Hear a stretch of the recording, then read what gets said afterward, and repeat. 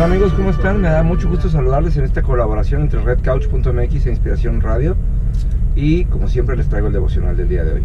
Estamos hablando acerca de las 5 etapas por las que pasa cualquier hijo de Dios o cualquier cristiano. Me gusta llamarlos cristianos porque eso nos denota como propiedad de Cristo. Hablábamos acerca de la de la etapa de oveja. Hoy vamos a hablar de la segunda etapa, de la etapa de siervo. El siervo es aquel que se da cuenta que fue comprado por amor. Es aquel que llegó en su corazón al punto de entender que el pastor dio su vida por él. Y entonces ahora empieza a obedecerle. Empieza a hablar acerca del reino. Y empieza a servir porque ha escuchado y empieza a obedecer. Pero no obedece, y esto es importante. Un siervo obedece porque recibe. Todos los asalariados trabajamos porque recibimos un cambio aparte. Aquí también.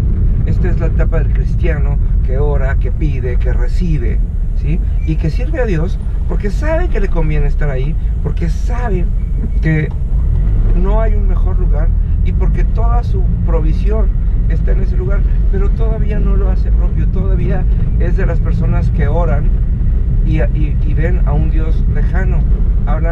Son esas personas que todavía hablan de haberse alejado de Dios, y son de esas personas que todavía pueden llegar a ser gobernadas por la culpa en muchas ocasiones, y de repente están pidiendo perdón cada vez que se portan mal. Ese es un siervo. Pero sin embargo, el siervo va a ir madurando y va a ir siendo elevado va a ir siendo elevado a la estatura de mayordomo, en donde cuide los bienes de su amo, o sea de Dios, con celo, ¿sí?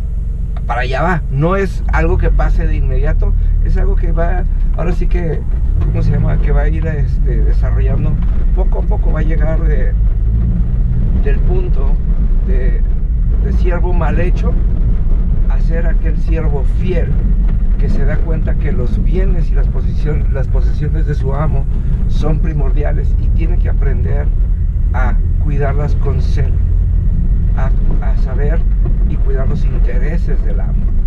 Eso es algo que va a empezar a suceder, pero nunca va a dejar de trabajar por un interés, y nunca va a dejar de estar cuidando el hecho de que sabe de que si sirve con diligencia recibirá un salario.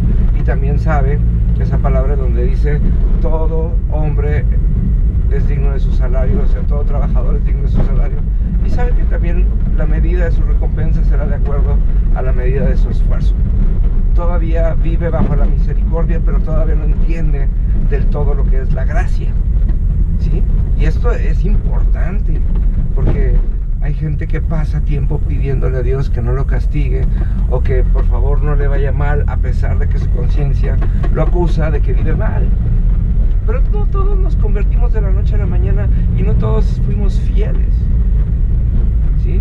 La etapa de siervo también es una etapa en donde el cristiano empieza a leer, pero depende más de lo que escucha. Todavía es de esos que se alimenta de las cosas que escuchan las prédicas, y prefiere escuchar prédicas de otras personas que tener una revelación propia. Eso es importante. Las personas les gusta masticar revelaciones ajenas, y esto, pues ahora sí que es algo muy común.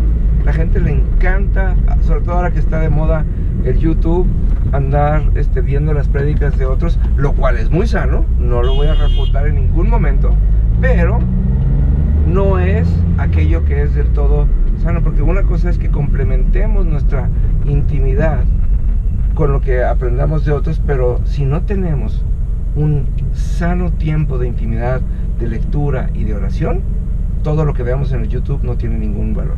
Entonces, el siervo tiene la etapa en donde empieza a servir porque sabe que le conviene, al grado en donde tiene celo de los bienes y de los intereses de su amo, al grado que se convierte en un mayordomo diligente y fiel. Y así tiene que suceder. No es algo que podamos evitar. Y vamos a ver gente que está ahí como cuchillito de palo, duro, dale, duro, dale, duro y dale, pero no es un cristiano completo, porque todavía no termina de amar a Dios, todavía ama en parte más lo que recibe de Dios que a Dios mismo. Está interesante esto, ¿no? Por favor, no dejen de darme sus comentarios. Esto se va a poner bueno y vamos a llegar al punto que Dios espera que lleguemos. Así que ténganme paciencia, nos vemos en el devocional de mañana.